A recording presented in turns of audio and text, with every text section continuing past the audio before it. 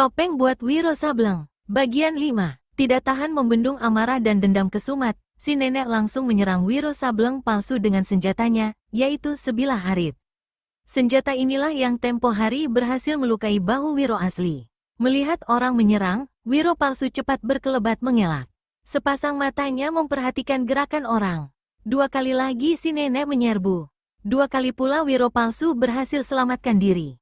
Memasuki jurus keempat, dari sikap bertahan tiba-tiba Wiro palsu kirimkan serangan balasan dan bukek, bukek. Tinju kiri kanan melabrak dada dan perut si nenek hingga perempuan tua ini terjungkal megap-megap, merangkak di tanah, tak bisa berdiri beberapa lamanya. Belasan pasang mata terbeliak besar. Dewa Tuak sampai ternganga heran. Arit Sakti pencabut raga bukanlah tokoh silat kemarin. Selama bertahun-tahun dia dianggap sebagai dedengkot persilatan di daerah barat Kalibrantas. Adalah tidak dapat dipercaya, dalam keadaan memegang senjata andalannya, dia dapat dirobohkan hanya dalam 4 jurus. Berhasil merobohkan lawan, semangat keberanian Wiro palsu berkobar. Dia memandang berkeliling lalu berkata, kalian semua tokoh-tokoh silat gila keblinger. Muncul dengan membawa maksud keji untuk membunuhku. Apa yang telah kulakukan? Kalian pandai mengarang fitnah. Kalaupun aku mati di tangan kalian, guruku Sinto Gendeng tidak akan berlepas tangan. Anjing kurap, pemuda jahanam itu menyebut guruku sebagai gurunya, maki Wiro Sableng asli sambil kepalkan tinju. Dia hampir hendak melompat kalau tidak ditahan oleh Mahesa Edan dan Anggini. Terdengar kembali suara Wiro palsu, kalian datang beramai-ramai.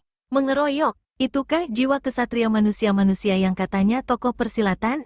Kalau kalian memang jantan, mari berkelahi 1 lawan 1 sampai 1000 jurus. Manusia iblis, aku lawanmu yang pertama, teriak pendekar besi hitam sambil melintangkan tongkat besi hitam di depan dada. Aku tidak kenal padamu, ujar Wiro palsu sambil memperhatikan pendekar muda itu dengan pandangan merendahkan. Fitnah apa yang hendak kau tuduhkan padaku? Aku pendekar besi hitam. Setahun lalu kau merampok rumah kediaman bibiku, janda almarhum Tumenggung Campak Wungu. Kau juga yang kemudian membunuhnya dan meninggalkan tanda 212 di dinding kamar. Fitnah keji, aku tidak akan membiarkanmu hidup, teriak Wiro palsu. Dia seperti hendak menyerang, tapi kedua kakinya tetap tak bergerak. Justru saat itu pendekar besi hitam sudah mendahului dengan menghantamkan tongkat besinya ke arah kepala Wiro palsu.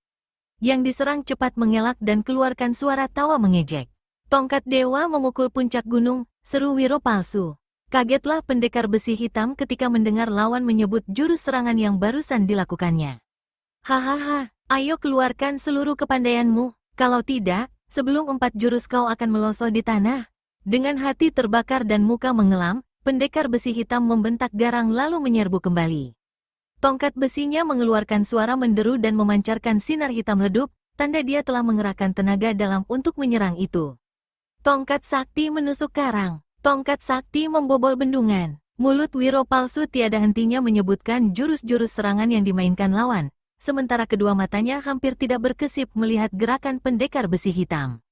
Memasuki jurus kelima, tiba-tiba Wiro palsu membuat gerakan aneh. Terdengar kemudian dia berseru, lihat, aku akan menggebukmu dengan jurus silatmu sendiri.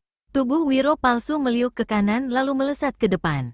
Tongkat sakti menusuk karang, teriaknya. Lalu memainkan jurus serangan yang tadi dilancarkan lawan walaupun hanya menggunakan tangan. Pendekar besi hitam terkejut sekali melihat kejadian itu. Lawan bukan saja memainkan jurus tongkat sakti menusuk karang itu dengan sempurna, malahan gerakannya lebih cepat dan ganas. Lalu, bukek, pendekar besi hitam terlontar 2 tombak sambil semburkan darah segar dari mulutnya. Tulang dadanya hancur, tubuhnya melingkar di tanah, entah mati entah pingsan. Dewa Tuak tak dapat menahan hatinya lagi. Sambil memegang bumbung bambu di tangan kiri, dia berkata, mari layani aku sejurus 2 jurus. Wiro palsu tertawa lebar. Sudah tua bangka begini, masih saja mencampuri urusan dunia. Dewa Tuak ganda tertawa mendengar ejekan itu, lalu teguk tuaknya 2 kali. Saat itulah Menak Jalantra alias harimau pemakan jantung maju mendahului. Dewa Tuak, biarkan aku yang menghajar Dajjal keparat ini. Akan kucincang tubuhnya sampai lumat. Sret, abis berkata begitu, harimau pemakan jantung cabut golok saktinya yang berhulu kepala harimau. Melihat orang memaksa, dengan sabar Dewa Tuak terpaksa mundur. Jilid 11. Wiro palsu agak tercekat ketika melihat sinar angker yang memancar dari golok lawan yang berpakaian serba hitam dan mengenakan kaping bambu itu. Perkenalkan dirimu agar aku bisa menghajarmu pada bagian-bagian tubuhmu yang empuk. Terpancing oleh kata-kata mengejek Wiro palsu, harimau pemakan jantung sebutkan gelarnya. Begitu mendengar gelar orang, Wiro palsu tertawa bergelak. Kau rupanya, jurus apa yang hendak kau keluarkan, manusia harimau bercaping bambu? Jurus harimau keluar dari goa, jurus harimau mencengkeram bola dunia, atau jurus macan tutul menyamar rembulan.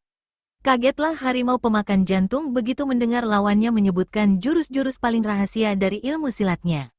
Bagus, kau bisa menyebut jurus-jurus itu, dan kau akan mampus dalam jurus-jurus itu. Harimau pemakan jantung menggembor. Suara gemborannya tak beda seperti suara harimau menggereng. Tubuhnya berkelebat, langsung lenyap, dan kini hanya sinar goloknya yang tampak berputar. Golok sakti memburu harimau sesat, teriak Wiro palsu menyebut jurus pembuka serangan yang dilancarkan lawan. Lalu tubuhnya menyelusup ke kiri. Sungguh luar biasa, dia dapat berkelit dari serangan yang ganas itu padahal harimau pemakan jantung telah meyakini jurus itu selama bertahun-tahun. Dengan kertakan rahang, dia kembali memburu. 6 jurus berlalu cepat. Tubuh Wiro palsu terbungkus sinar golok dan tampaknya dia tidak bisa berbuat suatu apa. Kurang ajar, Wiro palsu menyadari bahaya yang mengancam dirinya. Tiba-tiba dia berseru keras. Tubuhnya melesat ke kiri, ke arah mana Mirasani berdiri. Sebelum tahu apa yang terjadi, tahu-tahu Mira merasakan pedang yang dicekalnya terlepas dari tangannya. Di lain kejap di depan sana, Wiro palsu tampak sudah berdiri memegang pedang dan menghambur menyongsong serangan harimau pemakan jantung. Tapi dia sama sekali tidak berusaha dekati lawan, malah dari tempatnya berdiri dia mulai mainkan jurus-jurus ilmu silat lawannya sendiri. Hal ini membuat lawan bukan saja kaget tapi juga bingung karena tak tahu hendak keluarkan jurus apa untuk membobolkan jurusnya sendiri. Kau takut? Mengapa diam saja? Wiro palsu mengejek. Mampus, teriak harimau pemakan jantung lalu menyerbu dengan jurus simpanan, yaitu datuk harimau membelah jantung. Tapi di depan sana tiba-tiba lawannya bergerak menghantam dengan jurus harimau keluar dari goa lalu macan tutul menusuk matahari. Harimau pemakan jantung seperti tak berdaya dalam ketersiapannya.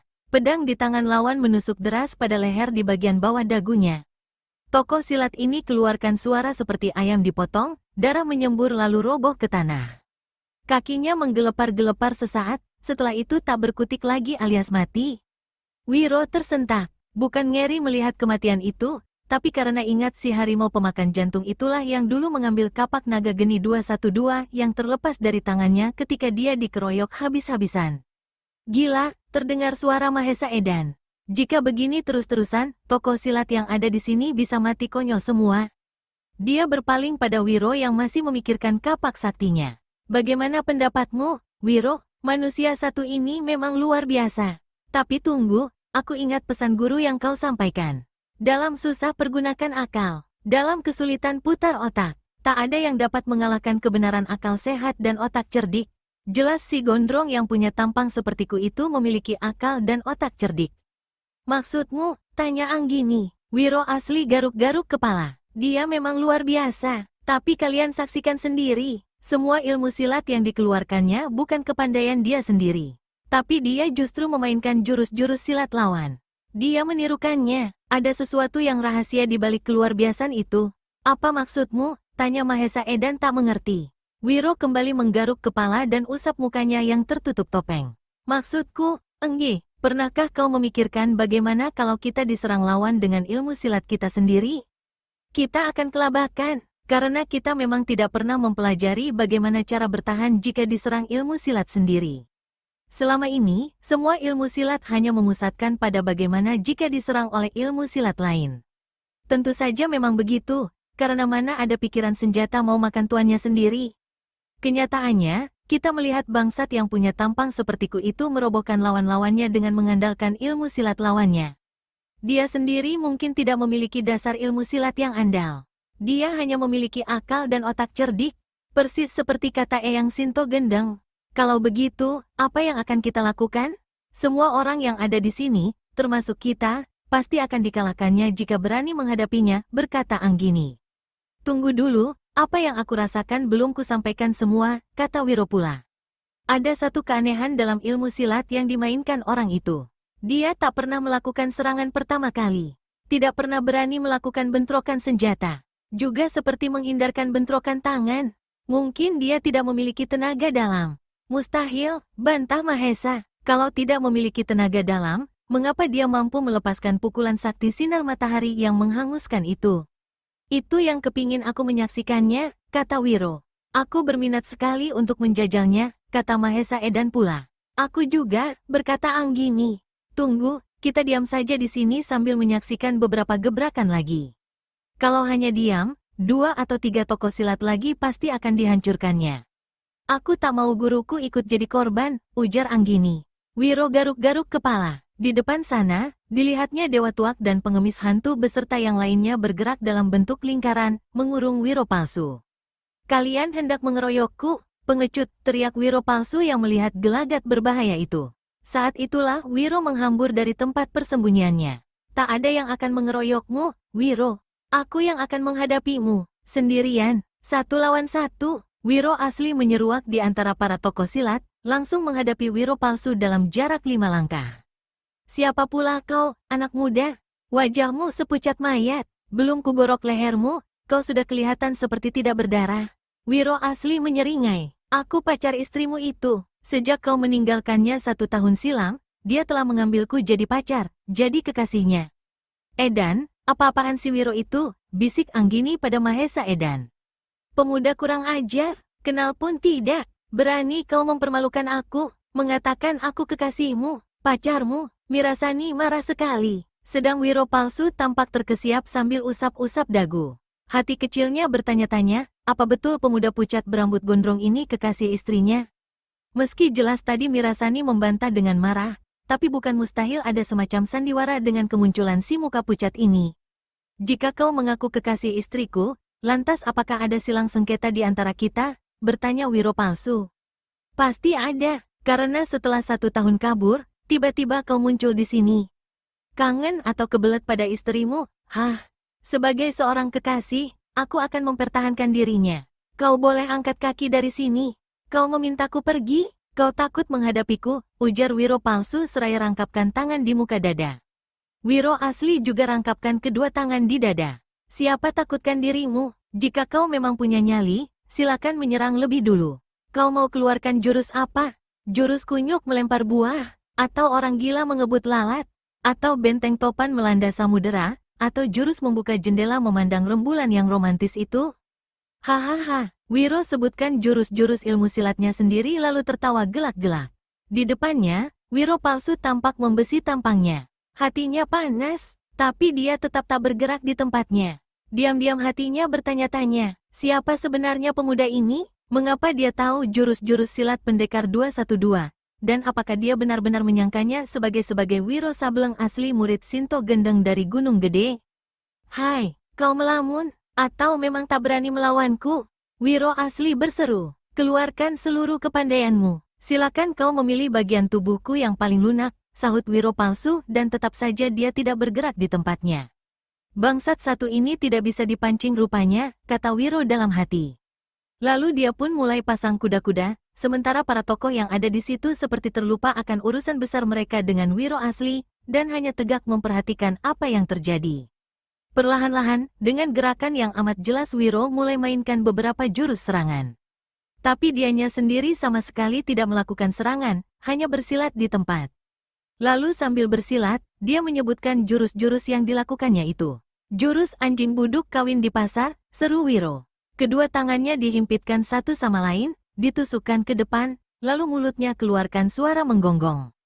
Lihat, jurus monyet tua kegatalan. Lalu Wiro mencak-mencak sambil kedua tangannya menggaruk ke seluruh bagian tubuhnya mulai dari kepala sampai selangkangan. Dan ini jurus nenek sakti kencing di bawah pohon. Kali ini Wiro nampak berjingkrak-jingkrak lalu mengangkat tinggi-tinggi kedua kaki celananya seperti perempuan menyingsingkan kain. Setelah itu, dia duduk berjongkok dengan kaki terkembang dan dari mulutnya terdengar suara menirukan perempuan kencing, ser, ser, ser. Suasana yang tadinya tegang kini berubah. Beberapa orang tersenyum-senyum menahan geli. Kawan kita itu sudah gila agaknya. Anggini berkata pada Mahesa, jurus-jurus itu, Aku tahu betul itu bukan jurus silat Eyang Sinto Gendeng. Apa sebenarnya dilakukan pendekar konyol itu? Dewa tua tampak komat kamit. Dalam dunia persilatan, hanya ada satu pendekar konyol lucu seperti ini. Ah, apakah dia? Jangan-jangan, orang tua sakti itu memandang ke arah Wiro palsu dan Wiro asli. Dia melihat dua persamaan, pakaian putih dan rambut gondrong. Tapi wajah jauh berbeda. Ini membuat kembali si kakek menjadi meragu. Hai, ayo serang diriku, jangan bengong saja. Wiro asli berteriak pada Wiro palsu. Wiro palsu menyeringai. Walaupun orang tampak seperti mempermainkannya, tapi sepasang matanya tidak berkesip memperhatikan setiap gerakan yang dibuat oleh si gondrong di depannya itu.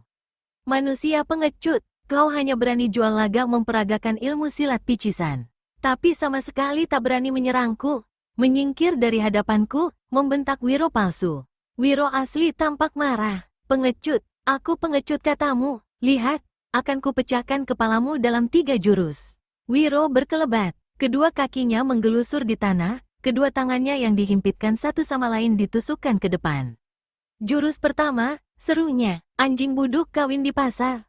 Sesaat Wiro palsu kaget karena dia dapat merasakan tusukan dua tangan yang saling berhimpit itu menebar hawa tenaga dalam yang kuat. Tapi dia tidak takut, dia sudah melihat jelas setiap liku gerakan lawan. Sambil maju selangkah, dia berseru, "Aku akan menghancurkanmu dengan jurusmu sendiri." Lalu dia pun berkelebat mengirimkan serangan dalam jurus anjing buduk kawin di pasar itu. Ternyata gerakannya lebih sebat. Tusukan kedua tangannya datang menghujam lebih dulu ke arah kepala Wiro asli. Celaka, seru Anggini. Ah, dia akan kena gebuk karena kekonyolannya sendiri. Mahesa Edan ikut keluarkan seruan dan siap melompat dari persembunyiannya untuk membantu. Tapi apa yang terjadi kemudian sungguh mengejutkan semua orang. Didahului oleh suara tawa bergelak, pendekar 212 Wiro Sableng asli tampak membuang diri ke samping. Apa yang disebut jurus anjing buduk kawin di pasar itu lenyap sama sekali. Kini kelihatan satu gerakan silat yang mantap. Tubuhnya merunduk, tangan kanannya menderu ke depan. Jurus kunyuk melempar buah, teriak Wiro asli. Wiro palsu terkejut sekali. Sadar kalau dirinya tertipu oleh jurus palsu yang dipakai menyerang tadi, dia cepat merubah gerakan, meniru gerakan serangan yang kini dilepaskan Wiro. Tapi kali ini dia sial dan terlambat. Bukek, Wiro palsu menjerit keras. Tubuhnya terpental, perut tertekuk ke depan. Wajahnya sepucat kertas. Dia tegak dengan tubuh sempoyongan. Jurus monyet tua kegatalan, teriak Wiro asli. Dua tangannya menggaruk kian kemari. Dalam keadaan kesakitan dan terperangah, Wiro palsu coba meniru gerakan lawan, tapi Wiro mendadak sontak telah merubah lagi gerakannya seraya berseru. Jurus orang gila mengebut lalat. Tangan kirinya membabat ke samping, mengemplang bahu Wiro palsu dengan keras. Terdengar suara, kraakek, tanda tulang pangkal lengan orang itu patah. Tubuhnya terpental ke kiri, ke arah mana Mirasani berdiri. Perempuan muda ini yang sejak tadi tak dapat menahan hatinya lagi melompat ke depan, menjambak rambut suaminya itu lalu menariknya keras-keras ke bawah. Perempuan ini hantamkan lututnya, pras, hidung dan mulut Wiro palsu remuk. Darah berkucuran, jurus nenek sakti kencing di bawah pohon, terdengar kembali teriakan Wiro asli. Tubuhnya seperti meluncur sedang kedua kakinya terkembang. Kali ini dia sama sekali tidak melakukan tipuan. Apa yang disebut jurus nenek sakti kencing di bawah pohon itu benar-benar dilakukannya. Dengan kedua kakinya, dia menjepit tubuh Wiro palsu. Begitu dia membanting diri ke samping, maka tubuh Wiro palsu ikut terhempas menghantam tanah. Mukanya makin berkelukuran. Mana pukulan sakti sinar mataharimu? Keluarkan pukulan saktimu itu, Wiro asli berteriak. Dia ingin melihat dengan mata kepala sendiri, apa benar manusia yang memiliki tampang sama dengan dia itu betul-betul memiliki kesaktian tersebut. Wiro palsu kertakkan rahangnya, tangan kirinya yang masih utuh bergerak lamban ke atas. Mulutnya yang hancur mengeluarkan suara seperti menjampai. Lalu dia memukul ke depan. Sinar putih menyilaukan dan menghambur hawa panas menderu ke arah Wiro asli. Murid Sinto Gendeng tidak terkejut. Yang dilepaskan lawan bukan pukulan sinar matahari, walau sinar dan panasnya hampir menyerupai. Dan tangan kanan yang melepas pukulan itu sama sekali tidak berubah menjadi seperti perak, sebagaimana kalau dia melepaskan pukulan sinar matahari yang asli. Karenanya, tanpa tedeng aling-aling Wiro menghantam dengan pukulan benteng topan melanda samudera. Dia hanya mengerahkan 1/4 tenaga dalamnya. Itu pun sudah cukup untuk menghancur leburkan pukulan lawan dan membuat Wiro palsu terhempas jauh. Darah mengucur dari mulutnya. Nenek Arit Sakti pencabut raga yang tadi cedera tapi kini sudah mampu bangkit berdiri tak mau ketinggalan. Senjatanya berkilauan dalam cahaya obor. Keras, arit yang tajam itu memutus bahu kanan Wiro palsu. Orang ini meraung setinggi langit. Kedua kakinya tak sanggup lagi menopang tubuhnya yang sudah hancur-hancuran itu. Namun, sebelum tubuhnya benar-benar mencium tanah, dua serangan datang menggebuk. Yang pertama kaki kanan Mirasani yang menghancurkan selangkangannya hingga untuk kedua kalinya Wiro palsu menjerit keras dan mata membeliak. Hantaman kedua adalah gebukan kaleng rombeng pengemis hantu yang merobek pelipis sampai ke pipi hingga muka Wiro palsu menjadi sangat mengerikan, penuh luka dan kucuran darah.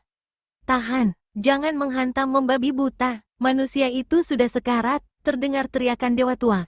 Semua orang seperti tersentak sadar dan kini hanya tegak tak bergerak memandangi tubuh yang terkapar mandi darah dan mengerang. Erangan itu hanya terdengar beberapa saat, lalu lenyap tanda nyawa orang itu putus sudah. Kesunyian mencekam, hanya terdengar beberapa helaan napas. Di sebelah kiri tampak Mirasani tekapkan kedua tangannya ke wajahnya, berusaha menahan isakan tangis. Dewa Tuak mendekati Wiro asli. Anak muda bermuka pucat, aku kagumi kehebatanmu dapat mengalahkan manusia jahat berilmu tinggi itu, memuji si kakek. Aku mengundangmu minum tuak. Terima kasih, kek. Sebenarnya orang itu biasa-biasa saja, bahkan boleh dikatakan tidak memiliki ilmu silat apa-apa. Tapi dia memiliki satu kehebatan memang. Dia punya akal dan otak cerdik. Dia sanggup memperhatikan dan meniru setiap gerakan silat lawan. Lalu mempergunakan jurus-jurus silat itu untuk menumbangkan lawan. Dewa Tuak manggut-manggut. Tiba-tiba dia berkata yang membuat semua orang terkejut dan memandang dengan mata besar. Anak nakal, sekarang, apakah kau tidak akan menanggalkan topeng yang membungkus wajahmu itu? Wiro asli tersentak kaget. Dan kau, muridku yang suka usilan, apakah masih akan terus bersembunyi di tempat gelap bersama sahabatmu itu? Menyadari gurunya telah mengetahui kehadirannya di situ, Anggini diiringi Mahesa Edan segera keluar dari tempat persembunyiannya. Dewa Tuak kembali berpaling pada Wiro asli. Pemuda gendeng, ayo lekas kau copot topengmu, tunjukkan tampangmu yang sebenarnya pada semua tokoh silat yang ada di sini. Wiro garuk-garuk kepala. Akhirnya kedua tangannya diangkat juga ke muka. Perlahan-lahan dia melepas topeng yang menutupi wajahnya. Begitu wajahnya tersingkap, semua orang mengeluarkan seruan tertahan. Bahkan ada yang segera mencekal senjata, siap menyerbu. Mirasani sendiri terpekik keras. Kau, seru Mirasani dan memandang dengan mata terbeliak ke arah Wiro Sableng asli dan Wiro palsu yang sudah jadi mayat. Seperti tak dapat mempercayai kedua matanya sendiri. Begitu juga yang lain-lainnya. Dewa Tuak tersenyum lebar lalu berkata, pemuda konyol satu ini adalah pendekar 212 Wiro Sableng yang sebenarnya. Yang itu palsu, hanya takdir saja yang melahirkan mereka memiliki wajah hampir mirip. Dan kemiripan itu dimanfaatkannya untuk menjadi modal berbuat jahat. Ditambah dengan kemampuannya menguasai setiap jurus silat orang lain dengan hanya melihat sekali saja, maka jadilah dia biang racun kejahatan yang malang melintang selama 1 tahun. Lalu yang kita keroyok tempo hari siapa? Bertanya Arit Sakti pencabut raga. Memang dia juga, jawab Dewa Tua. Wiro, perlihatkan bekas luka di bahumu. Wiro membuka baju putihnya. Mula-mula kelihatan dadanya yang berterakan angka 212. Lalu tampak bahunya yang ada bekas lukanya dan masih belum begitu kering. Berarti kita telah salah tangan. Mencelakai kawan segolongan sendiri. Aku menyesal, kata si nenek berulang kali. Dewa Tuak dan Wiro hanya bisa tersenyum. Ketika dia berpaling ke kiri, dilihatnya Mirasani tegak dan menatap lekat-lekat ke wajahnya. Sama sekali. Tidak ada bedanya, desis perempuan yang dengan sendirinya saat itu telah menjadi janda. Kalau begitu, apakah kau mau mengambilku jadi pengganti suamimu itu? Bertanya Wiro. Sepasang mata Mirasani melebar berkilat. Ternyata kau tidak sama dengan dia. Mengapa begitu katamu sekarang? Tadi kau katakan sama sekali, ujar Wiro. Dia tidak memiliki sifat konyol dan mulut ceplas-ceplos sepertimu. Dia tidak suka mengganggu orang. Tapi, meneruskan Dewa Tua, jika dia suka padamu, kau pun tentu tidak menolak. Semua orang tertawa. Nenek Arit Sakti mendekati Wiro. Anak muda, kata si nenek. Aku menyesal sekali telah melukaimu waktu itu. Aku mohon maafmu. Apa yang terjadi semua karena kesalahpahaman belaka, Nek. Justru aku yang harus minta maaf padamu. Mengapa terbalik begitu? Bertanya si nenek keheranan. Karena terus terang saja, waktu aku menyebutkan dan memainkan jurus konyol bernama nenek sakti kencing di bawah pohon itu, aku membayangkan bahwa dirimulah yang sedang kencing itu. Anak kurang ajar, maki Arit Sakti pencabut raga. Tapi kemudian bersama semua orang yang ada di situ, dia pun turut tertawa gelak-gelak. Dewa Tuak, kata Wiro. Aku ingin minta keterangan. Waktu aku kalian serbu tempo hari, kapakku kena rampas harimau pemakan jantung. Kau tahu di mana senjata itu sekarang? Jangan khawatir, aku simpan baik-baik, jawab Dewa Tuak. Lalu dari balik pakaiannya, dikeluarkannya kapak maut naga geni 212 dan menyerahkannya pada Wiro. Terima kasih, semua telah berakhir kini. Saatnya kita meninggalkan tempat ini, kata Wiro. Memang kami semua akan meninggalkan tempat ini. Tapi kau tetap di sini, Wiro, ujar Dewa Tuak. Sebelum Wiro sempat bertanya apa maksud kata-kata kakek itu, tiba-tiba Dewa Tuak telah menotok punggungnya hingga Wiro jadi tertegun kaku. Hai, mengapa kau menotokku, Dewa Tuak? Seperti kataku tadi, kami semua akan pergi, tapi kau tetap di sini. Pertama, untuk mengurusi jenazah para sahabat. Kedua, yang lebih penting, untuk menemani janda cantik itu. Hahaha, kalian semua konyol, teriak Wiro. Konyol dan kurang ajar, teriak Mirasani. Dewa Tuak keluarkan suitan keras. Semua orang yang ada di tempat itu berkelebat dan lenyap dalam kegelapan. Obor-obor dibuang dan berjatuhan di tanah. Mirasani berpaling pada Wiro. Pendekar ini pun menatap ke arah Mirasani. Dua pandangan saling beradu. Sesaat Mira tampak tegang. Tapi ketika pendekar 212 tersenyum, dia pun ikut tersenyum. Tolong lepaskan totokan di punggungku, pinta Wiro seraya kedipkan matanya. Kau tidak seperti dia, kan? Bukankah kau sendiri tadi mengatakan aku memang tidak sama dengan manusia palsu itu? Perlahan-lahan Mirasani gerakkan tangannya untuk melepaskan totokan di punggung Wiro. Tunggu, totokan itu tidak bisa dilepaskan kalau tubuhku masih terbungkus pakaian.